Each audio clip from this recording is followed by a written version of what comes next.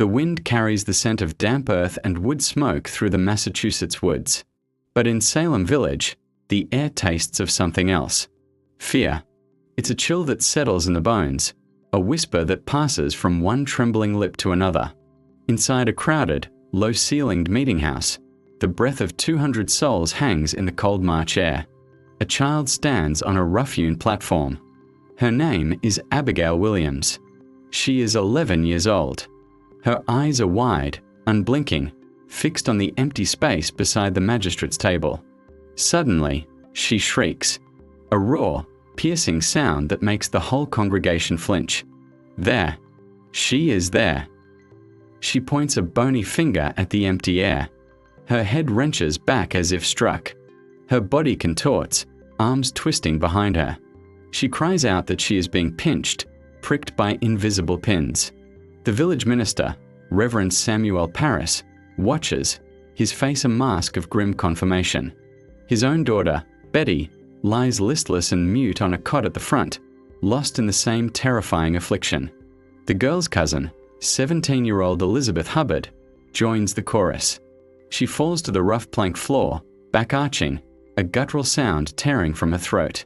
The magistrates, John Hathorne and Jonathan Corwin, lean forward.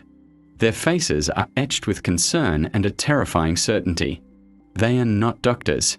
They are investigators of the invisible. They believe, without question, that the cause of this suffering is not sickness, but malice. A malicious, supernatural assault. Hathorne's voice booms, not toward the girls, but toward the 3 women standing accused before the assembly. Who is tormenting these children? One of the women is a slave, Tituba, brought from Barbados by Reverend Parris. Her dark skin and foreign prayers have long marked her as an outsider. Next to her stands Sarah Good, a destitute beggar woman who smokes a pipe and mutters curses when doors are shut in her face. The third is Sarah Osborne, a frail, elderly woman who sparked gossip by letting her servant live in her house before they were married. Tituba's eyes dart from the writhing girls to the stern faces of the magistrates. The room holds its breath.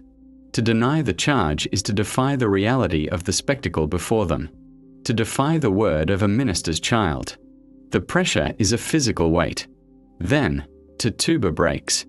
Her voice, thick with an accent, fills the silent room. She confesses.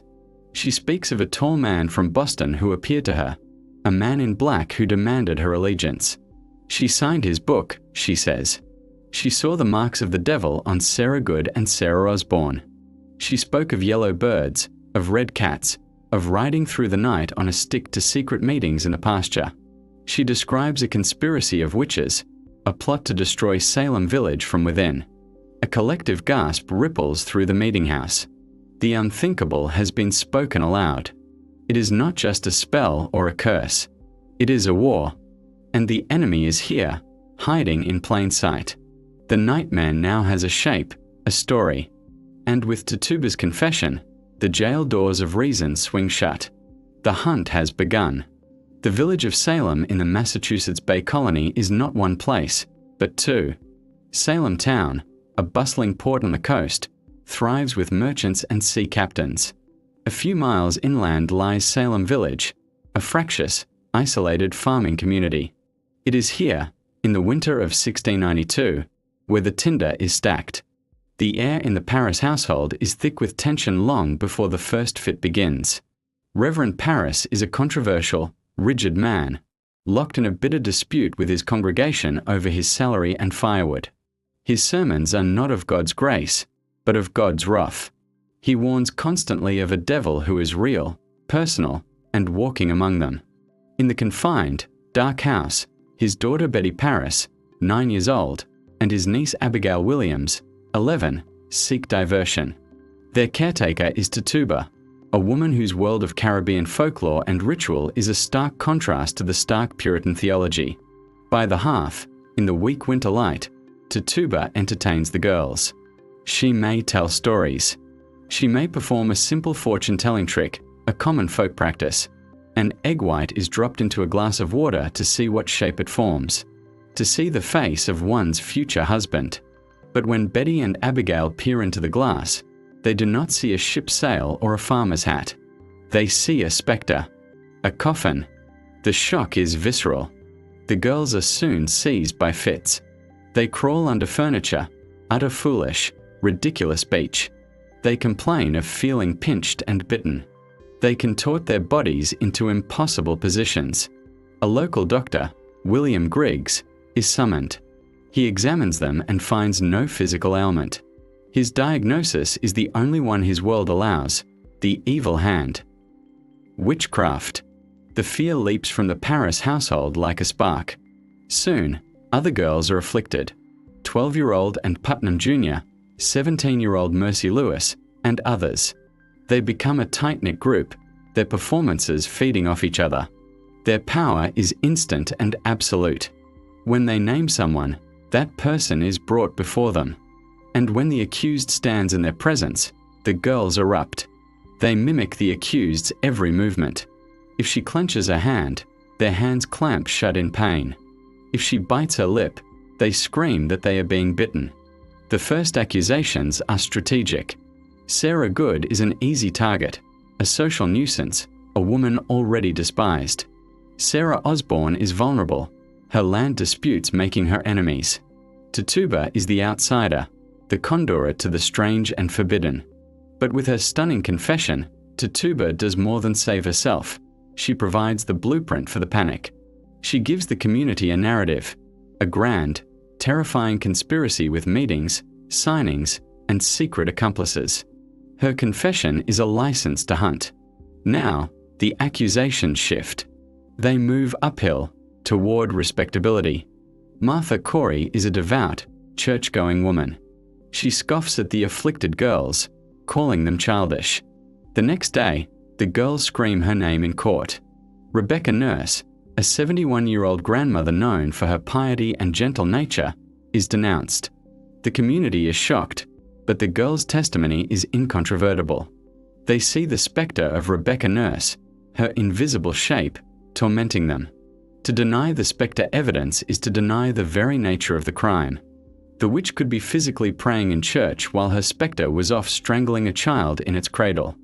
How does one prove innocence against an invisible double? The legal process is a machine designed for conviction. The magistrates, Hathorne and Corwin, operate on a simple premise: the afflicted are telling the truth. Their questioning is an accusation. Why do you hurt these children? They demand. To protest is proof of defiance, of the devil's influence. A search is conducted for the witch's teat, a blemish or extra nipple where a witch's familiar spirit might suckle. The exam is public, humiliating. Old scars, moles, any natural mark is suspect. The prisons fill. The jails in Salem, Boston, and surrounding towns become pestilent hellholes. The air is a foul mix of unwashed bodies, waste, and despair. The clank of irons is a constant soundtrack. The accused are charged for their own shackles, for their own food. If they cannot pay, they starve in chains. For many, confession becomes the only hope. Confess, name others, and you might save your life. The web of names expands wildly. A neighbor with whom you had a property line dispute, a wealthy merchant you envied, a man you once argued with. The social contract of the village disintegrates. Trust evaporates. A glance, a mumbled word, a forgotten kindness could be twisted into evidence. Long-held grudges are settled with a pointed finger. The courtroom is no longer a place of sober judgment. It is a theater of horror, and the afflicted girls are its stars. Their fits are orchestrated, dramatic. They scream that the accused is choking them, burning them, pitching them into fires.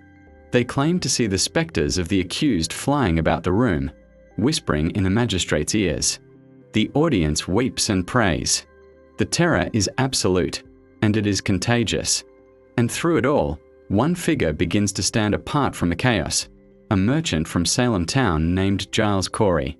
He is a man of blunt speech and stubborn will. He initially supports the trials, even testifies against his own wife, Martha. But as the madness reaches his own doorstep, his eyes open. He sees the machinery of fear for what it is. When he himself is accused, Based on nothing more than a casual comment about the gullibility of the magistrates, he makes a decision. He will not participate in the farce. He will not enter a plea. The heat of early September, 1692, does nothing to dispel the chill in Salem. The fields are heavy with harvest, but the work is done by fewer hands. So many are in prison or dead. The court, now a special court of oyer and terminer appointed by the governor, has been busy. Its Chief Justice is William Stoughton, a man of unwavering conviction, who believes that to doubt the spectral evidence is to side with the devil himself. Under his gavel, the gallows on Gallows Hill have seen steady traffic. Bridget Bishop, a tavern keeper with a flashy dress and a sharp tongue, was the first to hang in June. Others followed: Sarah Good, who cursed the minister from the gallows; Elizabeth Howe; Susanna Martin. Each cart right up the rocky path was a spectacle, a sermon in itself. The afflicted girls would sometimes be present, claiming the witches' spectres tried to push them off cliffs or break the cartwheels. The hangings were not swift drops, but slow strangulations. The bodies were tossed into a shallow, rocky crevice, denied Christian burial. They were left to the crows and the elements. But one man would not give them the satisfaction of a trial. Giles Corey, 81 years old, is hauled before the court. The charge is witchcraft. The clerk asks, "Giles Corey, how do you plead?" The old man stands, back straight, and looks past the magistrates, past the weeping, screaming girls, to some fixed point on the far wall. His voice is gravel, but firm. "I will not plead." A plea is required by law.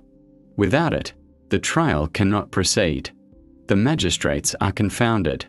They explain the consequences. He remains silent. They threaten. He says nothing. They remand him to prison, hoping the cold and the hunger will break him. Days pass. He does not yield. The law provides for this. It is a medieval English practice called peine forte et dure, hard and forceful punishment. Its purpose is to force a plea.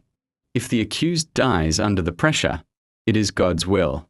On September 19th, in a field near the Salem jail, they bring Giles Corey out. The ground is stony. They lay him down, strip his shirt, and place a wide, heavy board upon his chest. One by one, men bring rocks and pile them onto the plank. The sound of stones scraping against wood is loud in the quiet field. The first rocks are placed. The weight settles on Giles Corey's lungs. The sheriff leans close. "Giles Corey, will you plead?" Corey's breath is already laboured. "More weight," he grunts. The order is given. More stones are hauled, heavier ones. The plank creaks. Corey's ribs groan. The pressure is immense, squeezing the air from his body, the blood from his heart. The sheriff asks again. The answer is a whisper, then a gasp, but always the same. More weight. They load stone upon stone. Over 600 pounds. Corey's tongue swells and protrudes from his mouth. His eyes bulge. His body is crushed, but his will is iron. For 2 days, this torture continues. They give him no food but a crust of bread, no water but 3 draughts of the worst filth they can find. Still, he does not plead. His only words, each time the sheriff leans in, are a demand for his own destruction. More weight. It is the ultimate defiance. By refusing to plead, he ensures his farm cannot be confiscated by the crown. It will pass to his sons. He is using the law, the very instrument of the terror, to protect what is his and to spit in the eye of the court. His death is not a quiet surrender. It is a loud, brutal protest. As the final stones are added, legend says he cursed the sheriff and all of Salem. His last choked words are said to be, "Damn you. I curse you and Salem." The news of Giles Corey's pressing death ripples through the colony with a different kind of shock. The hangings were righteous, in the eyes of many. This is different. This is slow, deliberate, judicial murder of a silent old man. It feels less like justice and more like butchery. A fissure of doubt, wide and deep, begins to crack open in the public mind. The very next day, September 22nd, the court executes its largest single group. 8 people are carted to Gallows Hill. Among them is Martha Corey, Giles's wife, the devout woman who dared to question the girls. And there is Rebecca Nurse, the frail, saintly grandmother whose jury initially returned a verdict of not guilty. The judges sent them back to deliberate. The afflicted girls put on a devastating performance, and the foreman asked for a reconsideration. She was condemned. As Reverend Nicholas Noyes stands at the foot of the gallows, he looks at the 8 innocent people. He declares, "What a sad thing it is to see 8 firebrands of hell hanging there." One of the condemned, Reverend George Burroughs, recites the Lord's Prayer perfectly from a ladder, a feat believed impossible for a witch. He finishes to a murmuring, uneasy crowd. For a moment, it seems the crowd might rebel.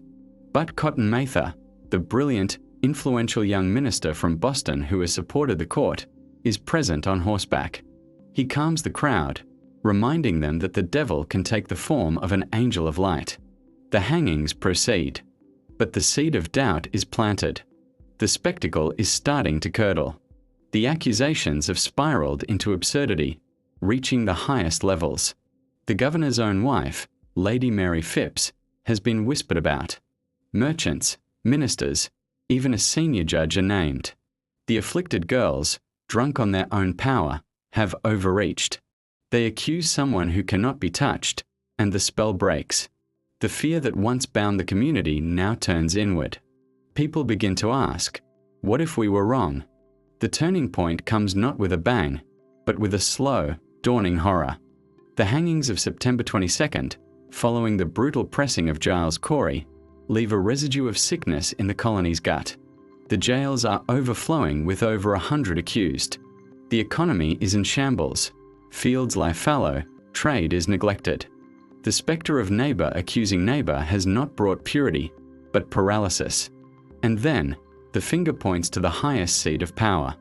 When the afflicted girls name Margaret Thatcher, the wealthy mother-in-law of a prominent Boston judge, the magistrates hesitate. When they name Lady Mary Phipps, the beloved wife of Governor Sir William Phipps, the hesitation becomes a cold, sobering fear.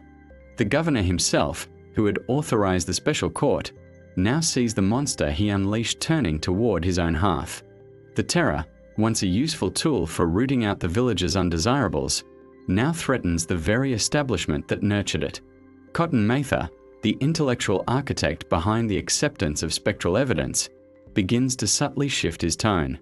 In a private letter, he urges caution. The invisible world, he writes, is a maze. The devil, he admits, might be cunning enough to present the spectre of an innocent person. The legal foundation of the trials, that the afflicted could see and name the witch's invisible shapes, begins to crumble under its own logical weight. If the devil can impersonate the innocent, then no testimony is safe. The entire edifice is built on sand. Governor Piffs acts. In October, he suspends the court of Oyer and Termina. Spectral evidence is no longer admissible. In its place, a new superior court of judicature is established.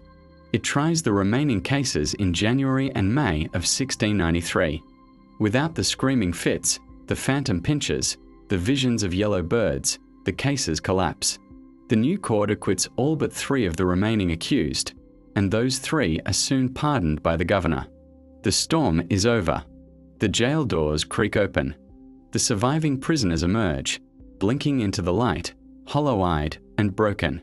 They return to farms seized, reputations shattered, families decimated.